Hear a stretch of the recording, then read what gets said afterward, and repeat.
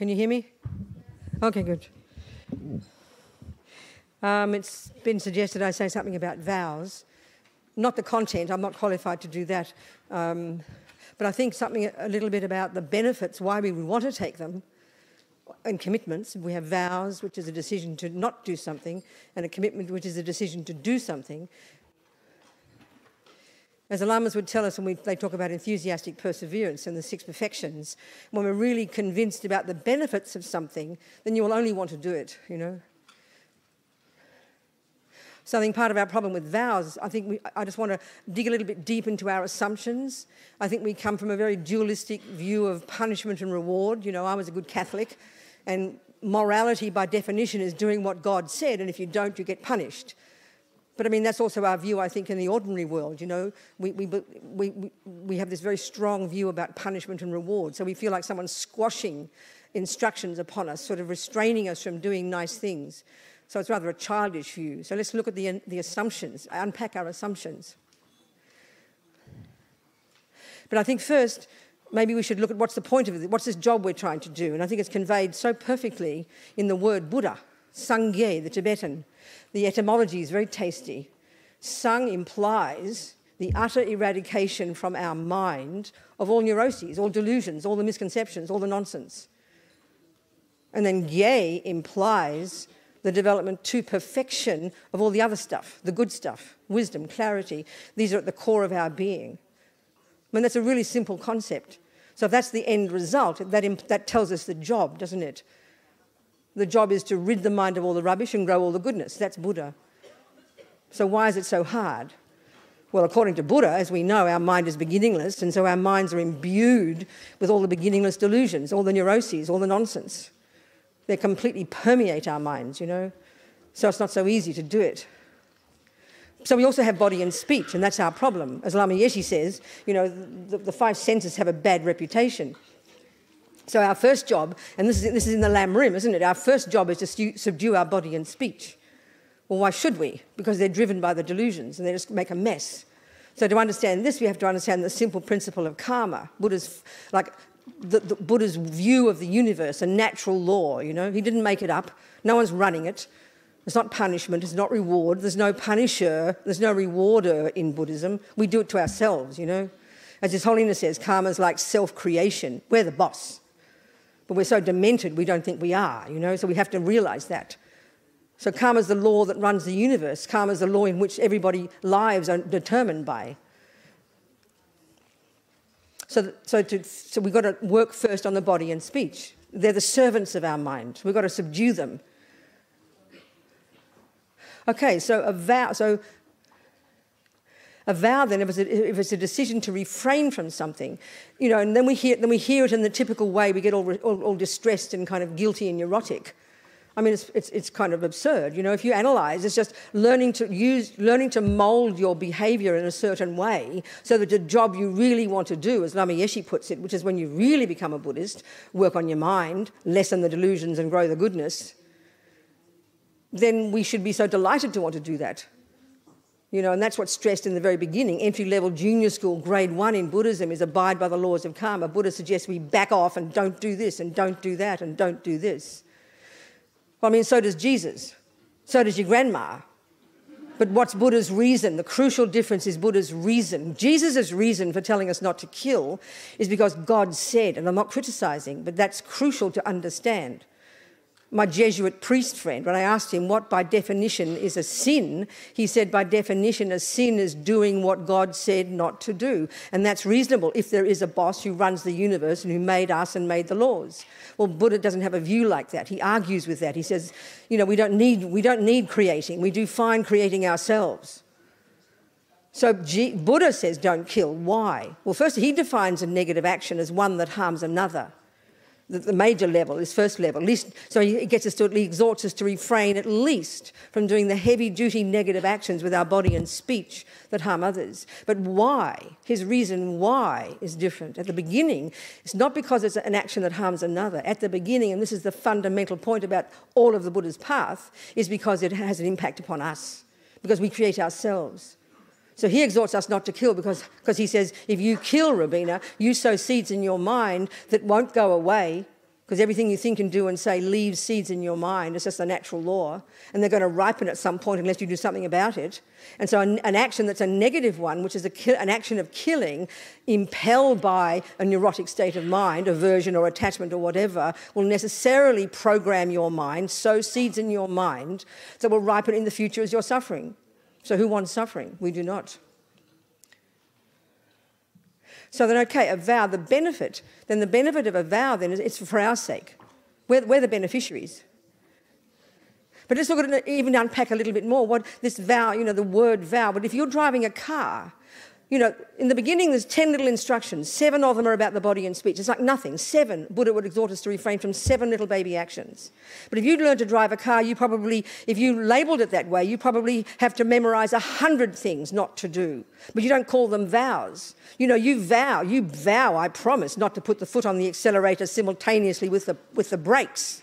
You'll be in serious trouble if you do. You vow not to do so many things, and you commit to do many things. You commit to do this and that, but we don't call them vows and commitments. And we want to learn them, because if we didn't know the vows and commitments of driving a car, we'll be in serious trouble. So it's like that. Everything we do is like that. When you play the piano, look at the intricacy and the precision. What? What? Oh, I'm sorry.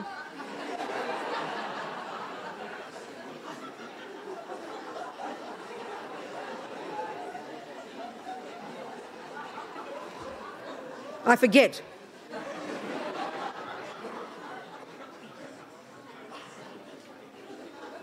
Shall I stop for 5 minutes? I'm sorry. I have no control over my behaviour. Lama Yeshe said one time when I was weeping with self-pity, he said, "There's nothing wrong with your heart, dear. It's just your behaviour." I was very relieved. Okay. I'll try and remember to go slowly. All right. So when you play the piano, if you have to play Bach, look at the unbelievable intricacy and precision in the rules for how to use your hands. You don't complain when your teacher tells you to do exactly this, put your fingers this way. You know if you don't do that, you won't be able to play Bach. But we don't think of it as a vow and a commitment. So really, this is all we're doing here. So what are we trying to become here? A Sangye. We're trying to mould our body and speech. I think I read Alex Berzin says, I don't know what the source is in the teachings, that a vow is like a subtle physical form that's visible to clairvoyance. So we're trying to shape our body, using our body and speech to help us do this final job of becoming a Sangye, So the benefit is, we're the beneficiaries, so it's stupendous. We should be so happy. So the first, that's, okay, the other point about a vow, Lama Zopa said one time, you could have a person who's practicing lots of practices day and night, but not having merely even a vow not to kill. Then you could have another person who's merely keeping a vow not to kill. The second person, he says, creates infinite more virtuous karma, meaning is sowing infinitely more virtuous karmic seeds, ticking away every second in their mind stream. And second, purifying their mind, putting atomic bombs under the delusions and the tendencies, the karmic habits to kill. So, and this is the point about the vow, this is the one key thing, and one needs to think about this. This is the real reason to have vows. As Lama Zopa says, being good is not enough. So what he means, I think, is we've got some virtue. We're in this room because we've got virtue. We can access our virtue. What a miracle. But we've also got access to all the other delusions, which are basically the animal tendencies to eat, sleep, go to the toilet, have sex, and the rest. And they dominate our minds, those tendencies. So, then I got nervous and lost the track. Sorry. What was I saying? What did I just say? What? Oh, that one, yeah, thank you. Yeah. Okay, so the vows, the point of the vow is, being good is not enough, meaning our virtue is not strong enough. I think if we had emptiness and bodhicitta, we'd be okay, because 24 hours a day, even our breath, because it's impelled by those two states of mind, then our actions would be virtuous. And then we understand, when we understand, which we must understand when it comes to karma, that the main factor that usually the main factor that determines the character of the thing we do with our speech, mind, body and speech, the main factor that determines the character of it, which means the main factor that determines whether the action is negative or positive, forget the neutral, is not the action itself, but is what the lamas would call the motivation. What we'd say is the purpose, the reason. That's what gives meaning, actual literal meaning to every action we do. So if our virtue is very weak and our delusions which pervade our mind are quite strong, then naturally most of our actions won't sow very deep virtuous seeds. It's reasonable.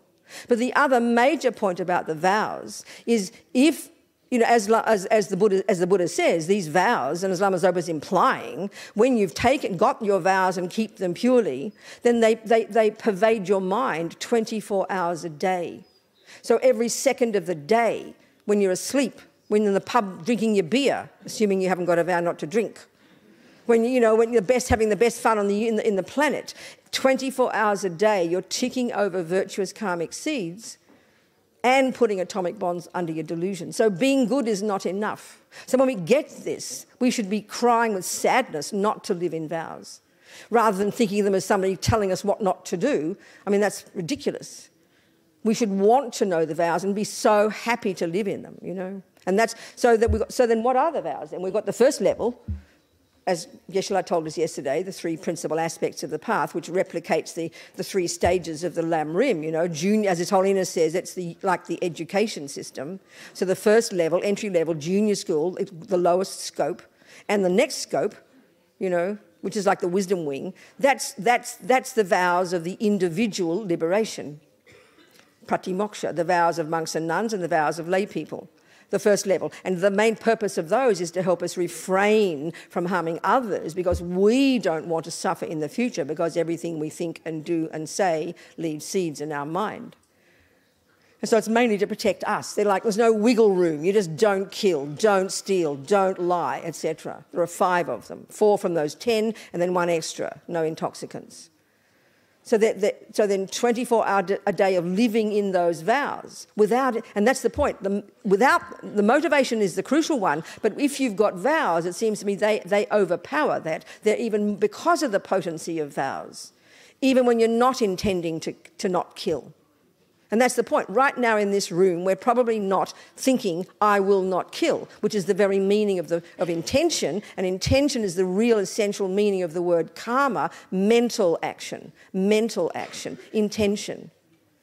As Lama Zopa says, everything exists on the tip of the wish, the thought, I will, volition, intention. So when there's no intention, we don't have an intention now to not kill anybody, unless you're sitting next to your boyfriend and refraining from killing him because you're so angry. We're not intending to not kill anyone. So if we don't have a vow not to kill, we are not creating any virtue of non-killing. And as Lama Zopa will tell us, or the teachings will tell us, just to get another decent human body at the time of the after death, we need bucket loads of nice, delicious, rich, intentional, non-killing karmic seeds in our bank vault. But if we don't create much non-killing, then we're not going to create much virtue. It's just being good is not enough. So if you have a vow not to kill, then 24 hours a day you're sowing seeds of non-killing. I mean, it's like we'd be sad not to do this if we understood, you know, and that karma's about ourselves first and foremost. So then we have the bodhisattva vows, and they're more amazing, more expansive, more extraordinary, you know. The first lot are for our benefit. We're the main beneficiary. But of course, others will benefit as a result indirectly. As Lama Zopa says, all the rats and roaches will have a party because we leave them in peace. But the next level, the bodhisattva, this is to enable us to help others. Not just to be nice and cute to them, but to have enough wisdom to know, to do and say whatever's best for that person. And so because the bodhisattva vows are more extensive and expansive than the lay the pratimoksha, then there is a vow as a bodhisattva vow to break an earlier vow if it's for the sake of others. So here motivation's the key. So Alex Burrs, in the text that Tom has given us, in this three root, is Tom here? There you go. The three sets of vows. These are listed, you know, the Bodhisattva vows. And there's a commentary in there from Alex Burrs, which is very, very clear. He gives exactly each one the motivation that would be the one that would determine that you'd break the vow. And they're also, the secondary vows there are all divided up in relation to help us perfect the 6 perfections. They're broken up, they're divided into groups, you know. So for example, to help us enhance our generosity, there's a vow that if you, let's say, ring me up and say, come for dinner, Robina, but I can't be bothered, then I break a bodhisattva vow that prevents my generosity because I stopped you from creating generosity because my motivation was, you know, just my own laziness. So they're more powerful. And there's 18 root and 46 secondary, or 46 or something. So again, like the road rules, if you don't know them, how do you know you've broken them? If you don't know the bodhisattva vows, how do you know if you've broken them? And how do you know how to grow your mind, to shape your behaviour so you can be of benefit to others? And then you have the tantric vows, the most extensive. As Lama Yeshe says, tantra's technical. So the other thing, just saying briefly, so the point I want to make, I'm always on about, I get a bit neurotic about this one.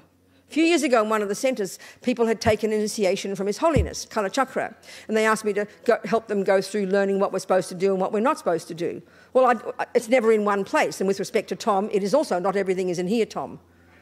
He knows. I'm glad he's confessing, okay. But I mean, it's not listed, so I had to scurry around and get all the information, and I was shocked, because I didn't kind of mentally note. And again, respect for Francois, on the website, the only thing about commitments is the number of mantras we're supposed to do. There's nothing about all the other things. So I want to list to you, don't make you nervous, but I want to read out. Just the list. The list, that's all I want to do. The list of the various things we are committing to do and vowing not to do.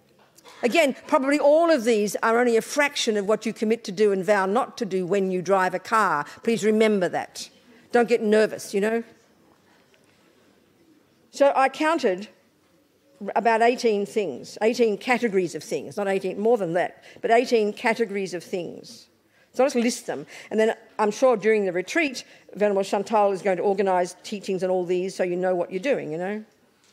Now I can't find it.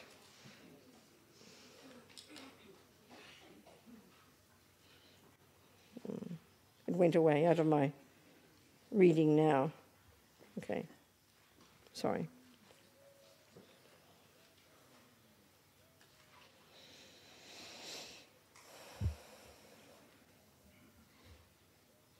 Okay. So, okay, first, refuge, because if you're taking tantric vows, then that assumes you've got bodhisattva vows. And if you've taken bodhisattva vows, that assumes you've got patimoksha vows, because they're dependent upon each other. So then if we've taken refuge, then we've got various commitments, 6 or 7 things. We should know them. They're in that text that Tom has given us. Then if we've got the pratimoksha vows, then we should know what they are, and then we should know what are the conditions for breaking them, and so we can purify them. Then you've got your bodhisattva vows, 18 root and 46 secondary, as I said. And then you've got your tantric vows and commitments. So as Lama Zopa often says, keeping our samaya, not just doing your mantras, not just doing the sadhana, but many things we committed to do during the initiation. And they're not often stated very clearly, and I know when I had to give that talk, I had to really learn what it meant. I hadn't thought about the 19 commitments to the 5 Buddha families, I hadn't thought about that, even though I've committed to it. So we've got to know and keep the 19 commitments of the 5 Buddha families. They're listed in the FPMT booklet. And I'll just read. Okay. Then you've got the 14 common root tantric vows, which is in that booklet. And then you've got, depending on the configuration, I think in different texts there's different ways of configuring. There are what we call the secondary vows. Alex Burson calls them something different. But there's 8 of those, and there's a group of 3, I think a group of 8 and then 3, depends. But then also, Tom, there's a group missing from this booklet as well. Did you know that? The secondary vows, the tantric secondary vows. And then the 10 mother tantric vows are missing too. Okay, good. But you didn't get it in time for this big fat course. Oh, Tom, he's trying. Thank you, Tom. Tip of the wish. Okay, so then we've committed to, so the refuge, pratimoksha vows, bodhisattva vows, tantric vows. Then there's different groups of those. Then to recite once in the morning, I'm not sure if this is a commitment, but it's really sensible to do it. That, the prayer that you take. I'm sorry. Yes. One of them is, I think it's really good to do, the prayer that we take when we take the bodhisattva vows that we repeated with Rinpoche, and then the tantric one of the five, which is really reiterating the commitments to the 5 Buddha families. That's the little prayer we do to redo, to purify and retake our tantric vows. That's the prayer. But those 2 prayers, I'm not sure it's a commitment, but to say them every day just makes sense because they include refuge, bodhisattva, they include everything, But then the commitment is to recite once in the morning and once at night. And I've heard His Holiness say twice a day. Sometimes it was only once, but I've heard His Holiness say twice, once in the morning and once at night. The root bodhisattva vows, the root tantric vows, to recite them, and the secondary tantric vows and commitments, and the vows and commitments related to Mother Tantra, just to recite them. So they're incorporated into the 6-session Guru Yoga practice, which is what we're also committed to do 3 times in the morning and 3 times at night, which Venerable Chantal is going to have explained to you all. If you've also taken Mother Tantra, you need to recite once a day the 8-limb praise, which will be explained to you. It's in the 6-session Guru Yoga as well.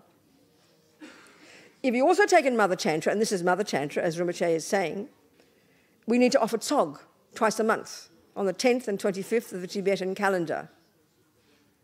In a group of little commentary that you can get from FPMT of Lama Zopa about tsog. And tsog, it seems, is a group of men and women together. It's a group thing. So if you can't do group, that's why the centres, the bare minimum, all the centres should offer, was doing Rinpoche's wishes, is at least offer on your calendar the tsog on those days. If no one comes, who cares? At least you're offering it, and then you do it yourselves. But many of the centres don't offer that. And then I often think of His Holiness the Dalai Lama. He doesn't have any Dharma centres. So people all over the world are taking Kala Chakra. And if it's not us Gelugpa centres who provide them with the means to know their commitments and come and do tsog, who else is it? We have to remember that, It's our job. All these people around the world, millions, thousands have taken vows. They wouldn't know. So we need to provide this service, it seems to me.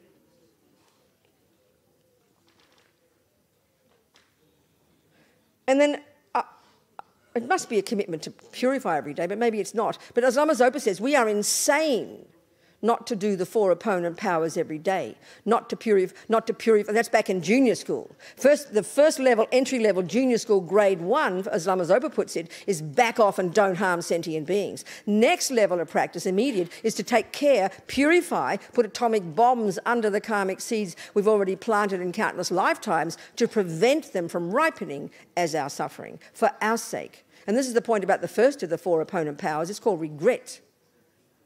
We have to regret, and this is what renunciation is. We've got to regret the things we've done in the past because we've sown seeds in our mind that will ripen as our suffering. And who wants more suffering? We are exhausted from suffering. That's like compassion for ourselves. We could say it like that. That's the meaning of regret, the first one. Compassion comes next. And as Geshe-la said yesterday, if you don't have an understanding of renunciation, which means karma, which means what are the causes of suffering, how can you have compassion? You can't, So it's got to be ourselves first, and that's the regret, the first step of the 4 opponent powers, to purify. First, to stop sowing more negative seeds, live in vows, quick, easy way to do. Then you can put your feet up and eat popcorn and watch telly all day, creating virtue, and then at the end of the day, before you go to sleep, purify. Then you'll guaranteed get another decent human body, no effort. Karma takes care, as Lama Yeshe says, So the next one is supposed to carry. I think, Tom, the only commitment is not all those instruments, it's just the Dorji and bell. Because the 19 commitments to the 5 Buddha families, luckily, 17 of them are kept by doing 6-session Guru Yoga. What a relief. And the last 2 are to hold a Dorji and bell, wisdom and method. And that's in that little picture. I remember one young Gelugpa Lama in a video online said if we really carried around all the instruments and the bones, this and that, we'd have to have a pickup truck, So luckily a picture will do. It'll qualify. But the commitment is the Dorji and bell. And I don't know if it's a commitment, but we need to have don't we need to have inner offering? Is that a commitment? Yes. Geshe Graham, is that a commitment? Geshe Graham, do you know? Oh, no. Anybody know? Yes. Yes. Okay, so it's in here. But this is my document. This is not yours. It's not listed. I've got them listed as 18 things. I did offer my advice to Tom, but he never took it. So if you are not, yeah, so it's 18 things. It's helpful to have a list with numbers, I feel. Those things are what you're going to be committing to. And then you've got all the instructions in each one of those, what to do. So we should be so excited. If we want to mould our body, speech and mind into the mind of a Buddha, rid of the delusions and grow the goodness, then we would want to do this with such a happy mind. We are the beneficiaries. So, of course, then we can have the bodhicitta business, you know. But don't be apologetic about being happy to do it for yourself. I mean, we're so pathetic like that, think it's a bad motivation. You can't, like, you've got to have that one. Be excited to want to keep vows for yourself. Of course you do. The only reason I'm a nun, wearing 14th century robes. I really appreciate vows, you know. It's just a cheap and easy way to practice. I mean, we should be so happy. It's like getting 1,000% return on your investment. I'm not joking. Well, that's all I have to say. The details and the contents you can get from the experts, okay? You want to ask me a question, I suppose. I don't know. It's 11:30. So if there is a question, otherwise we can stop, unless you have a question. Nothing? Yes, darling. Yes. I didn't hear the last point. We need to have after Vashrem Bell, we need to have inner offering? Oh. It's, yeah, someone will explain all these things. Are there any questions? Yes, sweetheart. Last night, Rinpoche talked about the negative imprint. Are there any? Go on. Huh? Last night, Rinpoche talked about the negative imprints of the self-cherishing I, or the negative imprints of a not pure view or something like that. I'm not sure. But I was wondering if one is... I get that heavily regretting is good for our mental continuum so that we don't do something in the future. But does that have a negative imprint on others?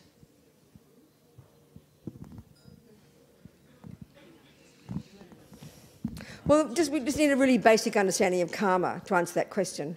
Just really basic, the way I understand it, okay?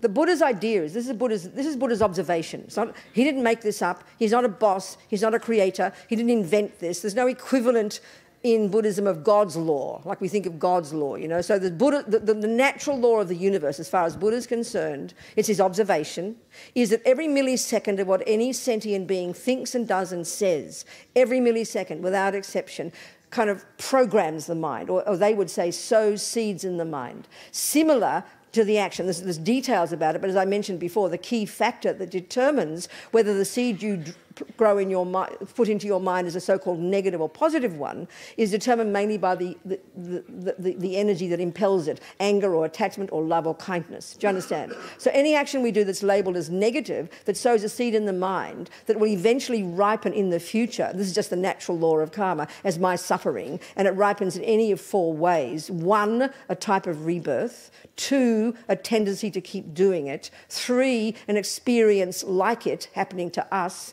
And 4, even an environmental result. There's 4 kind of ways that our past actions ripen in the present, and 4 ways that our present actions ripen in the future. This is a natural law. So whatever you do in your mind, you'll get the results. If you practice the piano every day, who ends up being good at piano? You only, isn't it? Not me. Do you understand? Do you accept that? It's pretty logical, isn't it? Did you hear my point? Yeah. Just here, first of all. Yes. So karma is whatever you do in your mind, driven by your body and speech, that programs your mind. So if you learn to play piano, you're basically programming yourself to become a good musician. Would you agree with that? Would you agree with that? Yes. So that's what Buddha means with karma. And his expertise is not piano playing, but is morality, how to stop being ridiculous and how to be virtuous. So It won't affect me directly, but because you know now how to help people, you can help me as a result of that, can't you? But it can't, your playing piano can't make me a better piano player, but you can help me play piano. Well, the same with everything we think and do and say. It programs our mind. It's very personal.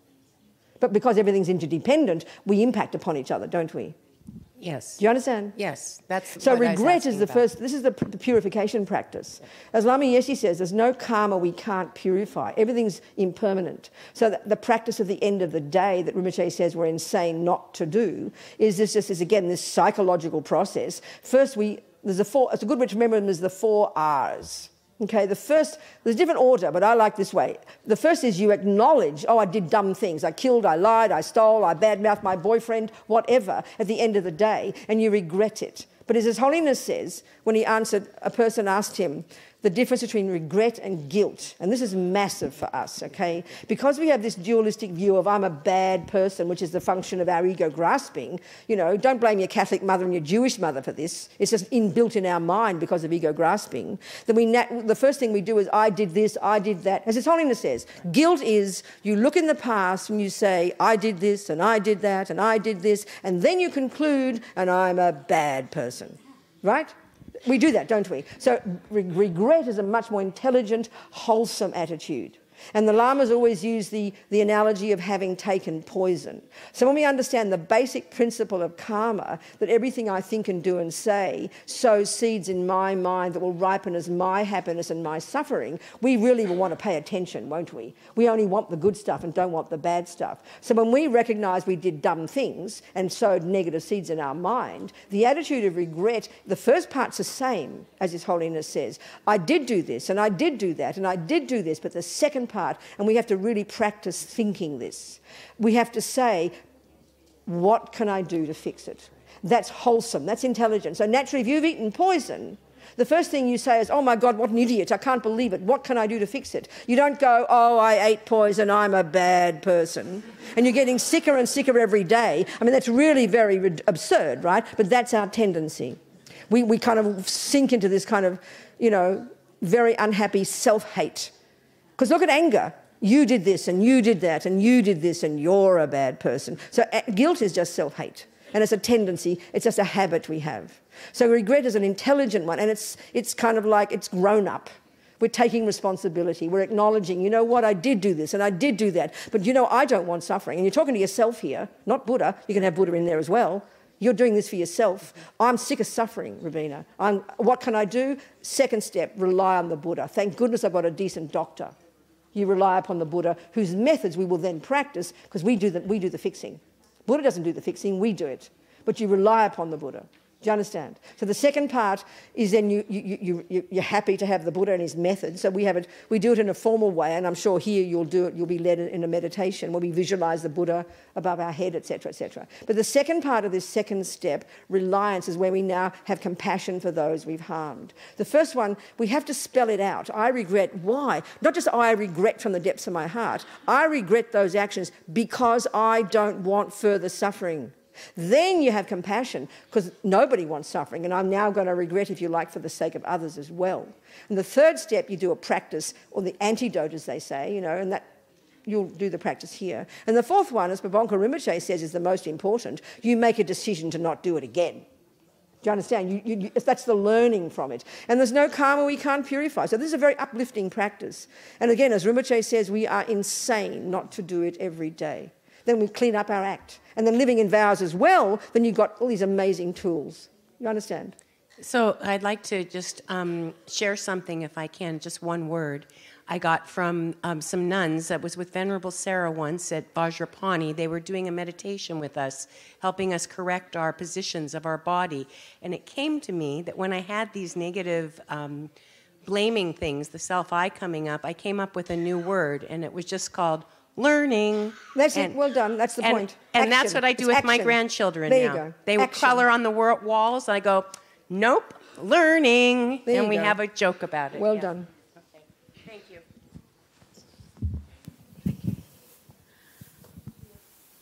you. Okay. Where are you? Yes. Hello. I'm here. Okay. Yeah. Thank you. Yes. Just a very practical question concerning... Just a very practical. If this is not practical, I'm going to burst into tears because the whole thing has been practical. If it's not practical, don't do it, darling. So another practical question. Good. Okay. I'm sorry. No, don't be sorry, sweetheart. Just pointing out. So concerning talk. What, darling? Talk. No, I can't ask you about that. You'll learn about it all later. Can I ask? Okay. I don't have the skills to answer those things. Venerable Chantal's going to get you information on all of these things, so you walk away completely satisfied. Yes. Next question. So I have a question. Yes. So for a lot of beginners, so what is the consequence? We're talking about all the vowels, 3-level vowels. So what are the consequences of not making them? Not taking them? Not keeping. Well, what are the well, you harm yourself, don't you? Obviously. That, I mean, yeah. So Pardon? That's What? it? Just harming Well, what else? yourself. Karma is you do it to yourself, babe. You harm yourself. If you've made a commitment to do something, I mean, if you make a commitment to do something, a strong commitment to yourself to go on a diet, a really strong commitment, and then you break it, you harm yourself. And then do you not? Yes, Okay. obviously. That's it. Yes. So you got to learn about karma. No, But I the was thing just- about one of the biggest misconceptions, you didn't say it, but it reminded me, thank you, Maida, about vows. One of the commonest things people say is, oh, no, I won't take a vow because I might break it. Well, that's like saying, oh, I won't drive a car because I might crash. I won't drive a car because I might put the foot on the brake instead of the accelerator. I won't drive a car because, whatever. I mean, you've got to know the advantages of something, and then you'll have the courage and the grown-upness to take the risks, but by learning the rules, because you see the advantage. If you don't see an advantage in having vows, that you're creating virtue 24 hours a day, that you're putting atomic bombs under your delusions, that you're getting ahead of the game, that you're moulding yourself into this marvellous person, then you won't want, why would you want to take a vow? I agree. So you should be so happy to take a vow and learn to keep them because you're the beneficiary. Not because, oh, I'm sure Lama Zopa knows I'm doing a good job, he'll give me a perfect human rebirth. It doesn't work like that. We are the boss, not Buddha, So when we know that, we'll be so excited to keep them. And the second you break them, the second you fall, you break your leg, when you don't just regret it or forget about it, you fix it immediately. But you won't, many people say, one Lama said, well, if you only break your leg so many times, when you think, oh, I'll break it, I can fix it again, at some point you can't fix it, So there'll be a sense of urgency and a wish to keep them and a self-respectfulness to want to keep them because you're the beneficiary. When we understand what they are actually, not just some repression from some person up there who's going to punish us if we're naughty, Okay. Anybody else? Hang on, over there. Where are you? I can't see any hand. I thought there was a hand. Here. Yes, darling. Time for lunch nearly, isn't it? No, 20 to 12.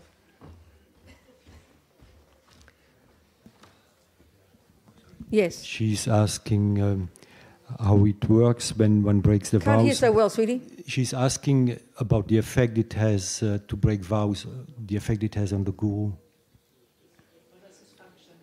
How does that function? It's all too esoteric for me. I mean, okay, I think a practical answer is if you're my doctor,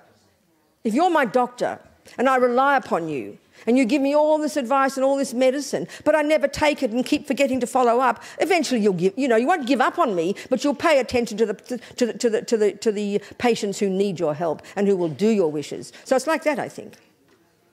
We, in other words, these words they say, we've got to understand we create obstacles. Of course we do. If I don't take your advice and all the other patients get in first, I won't ever get an appointment with you because, the other people take you seriously. I think it's like that with the good. We block ourselves from hearing the instructions. Well, that'll follow. You think about that. If they're not needed, they won't come back. If we don't need their advice, they're not going to be bothered getting born in front of us, shouting and yelling, So that's including their health and all that stuff. Yes, it would make sense. I think it's important to try and hear this stuff practically. We hear it, I have a psychologist friend who's in this room, and I'm not trying to be embarrassing to him, but we talk about Buddhism here as like this holy, special, oh, precious, then over here is real life and psychology.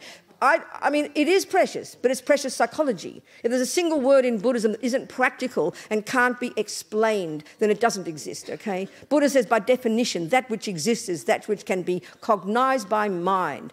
It's axiomatic that that which exists can be cognized by mind. So it's so important to get past, just to put into our words and to hear it practically, the meaning of these things. I find that very helpful for my own mind. Someone else. Did I answer your question? Thank you. Someone else? Yes, I'm here.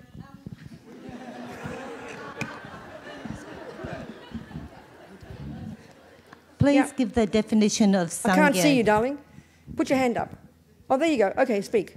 Please give the definition of Sangye again. It's not, I think it's the etymology, it's kind of the meaning that's implied by it. Sang implies the utter eradication from one's own mind of all neuroses, all delusions, all misconceptions, all negative states of mind, all non-virtuous states of mind, all misconceptions, all afflictions, as Buddha calls them. And what kind of afflictions? Mental afflictions. What's a more modern 21st century term for mental affliction? Mental illness. All the mental illnesses, Buddha says, he has found from his own experience, this is the unique point about the Buddha, he's mind-boggling, that these are not at the core of our being. The Hindus went so far, they were pretty ingenious, but Buddha went further, you know, he'd suggest. They removed so much, but they still retained the last bit of an intrinsic I, as Geshe Graham told us. So the Buddha has found that the mind, they don't belong in their mind. They're like extra bells and whistles. We don't need them. They're the source of all suffering. So Sang implies the eradication utterly of all of them. Gye implies the development to perfection of all the other stuff, which is at the core of our being, speaking simply. Wisdom, clarity, love. Why? Because they're logical cognition, they're logical, valid cognitions. The others are just a bunch of idiots that aren't there's no basis for the other ones. They're mental illnesses. So Sang implies ridding the mind of all the rubbish. Gye implies developing to perfection all the other stuff. That's the job, and that implies, that's the result, and that obviously implies the method, doesn't it? They say you don't become a Buddhist until you start doing that. Junior school grade 1, entry level, being a good person, good communists behave nicely, good Muslims, that's common to the world. But the Buddha's one is unique, and that's when you get to the second scope and start to get to the root of the problem, when you get to the wisdom wing. So to rid the mind utterly of all neuroses and to develop to perfection. Buddha, Sangye. Okay? Someone else?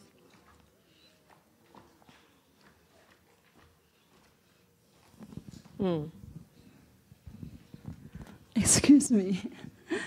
We see you again. Venerable Robina. Nice to see you. 我想问一个问题哈，两个问题。Please translate. Keep it short and clear, please. Short and to the point. Yeah. Thank you. 刚才罗宾娜法师提到那个，就是在上师会供当中。Can you speak English to me? She can do the Chinese. Oh, okay. Come on. 就是 one question 啊 ，quickly 啊。法师，你讲中文吧。是这样，就是在。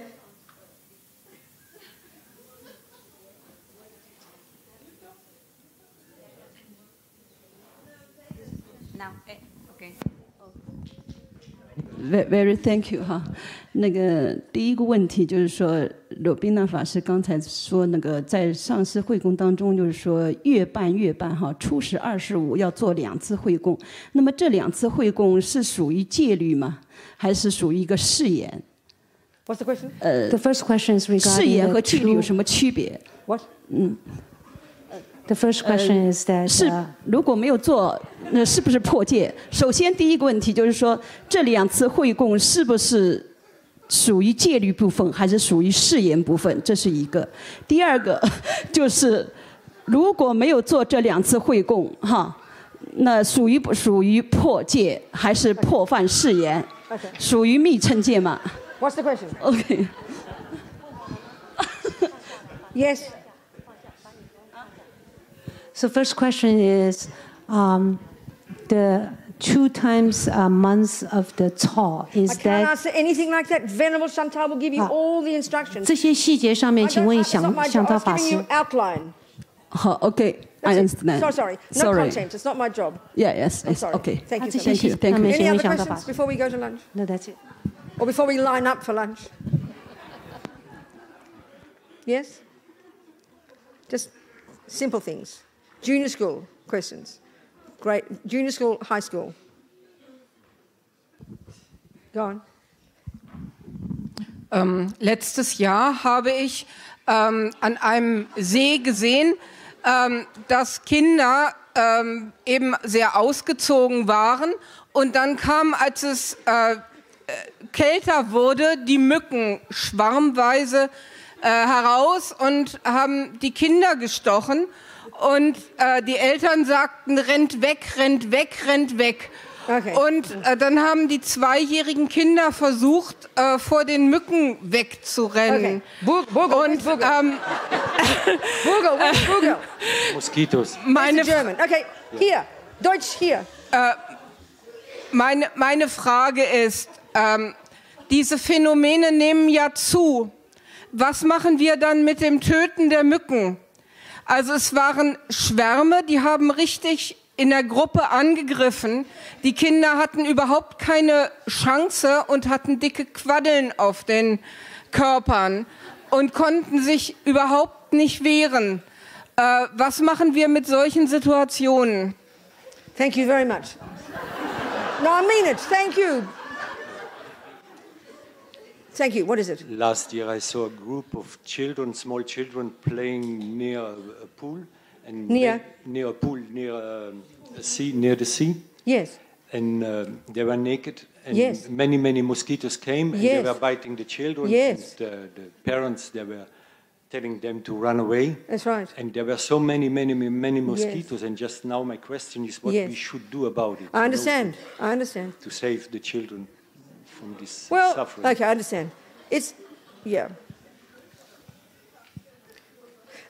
When we have the first level of understanding Buddha's teachings, which is karma, which is that every millisecond of what I think and do and say will sow seeds in my mind that will ripen in the future in my mind as my happiness and my suffering. First point. Second, then when I realize the motivation for what I do determines whether it's negative and positive. So if I really have that clear in my mind first, if I really have that clear, then I wouldn't want to harm the mosquitoes immediately. That wouldn't be my wish. I would want to save the children, but I'd also not want to harm the mosquitoes. Forget for compassion for them, but for my sake. So then that will inform a bunch of new decisions. You will find a way to help the children by trying not to harm the mosquitoes. That's possible, but we have to start with the first thought, and that's not natural for us.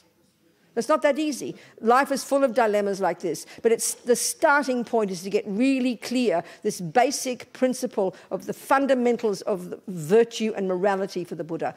Everything we think and do and say produces future results in us. In other words, I'm sorry, you got it clear? Say that. Sorry. For the lady, yeah.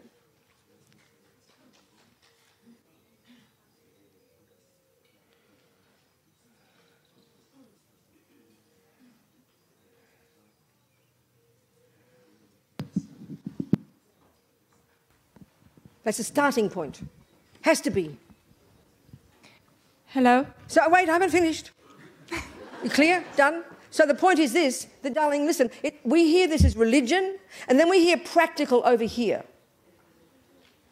So if you go to your doctor, and she says, darling, you'd better not smoke, because I know that it will help, you might get cancer in the future. So then, you don't go home, you don't go home and think, oh no, you don't think, well, is there something I can do, please, to smoke a cigarette and not get cancer? No, it's a natural law. Karma's the same. So as much as we can, we try to have the wish not to harm sentient beings, first because I don't want to harm myself. And then that will shift the view we have and make us a bit more clear and do our best. Do you understand? For our sake and the sake of the mosquitoes and the children, if we can. Do you understand? Clear? Klar? Thank you. I think a couple more, then time for lunch. Last one more question. Thank you. Yes, thank you. Hello. I was confused a little bit about your... Put your hand up. Can't see you. I can't see your hand. Oh, there you go. Yes, thank you. Yeah. I was confused about your statement about how Buddha acts like a doctor whose advice is not listened to. What, darling? Sorry, what? Just say the question. Speak it as a question. It really helps for you. It's not actually a question. I think that, for example, even in the aspiration prayer of Maitreya, they say the Buddhas are never scornful of the sentient beings who have tainted minds, and they will never abandon them. But so what do you want me to say then? But with compassion will guide them on the path. So what's the point of your point? It was related to the breaking of the vows of the person before when you gave the example. Yeah, so then say the question that's implied by that. Try and find a question implied by your statement. It will help you. Is Buddha as uncompassionate as to abandon a person who's not listening to the vows? Who said Buddha's uncompassionate? The example of a person who's not taking the medicine made me have this analogy. But why would you assume that, from what I said, that Buddha doesn't have compassion? He's only got compassion. There's no other choice. That was actually, then I understood right, I guess. So even if one breaks the vows, maybe Buddha will not abandon you, like a doctor will not abandon... Maybe what, darling? Maybe what? Like a doctor will not abandon a person who's not taking the medicine. Buddha would never abandon. It's not possible. But if we never listen, we create an obstacle between us and the Buddha. Of course. He's not doing anything wrong. We are creating the obstacle. We are creating the obstacle. So Buddha's there frantically trying to help us, but we're as thick as a post and can't hear it. Nothing to do with Buddha. It's all to do with us. Thank you. Can you hear that? Does that make sense to you? Darling, I need to know if that made sense to you. Otherwise, I have to say more. I don't want to leave you unhappy. Did that make sense? I think you meant probably the same thing. I beg your pardon? Now it makes more sense, yeah. I'm very happy. I think she just felt forced to say that. Okay, thank you. That's everything. Goodbye. Thank you so much. Thank you.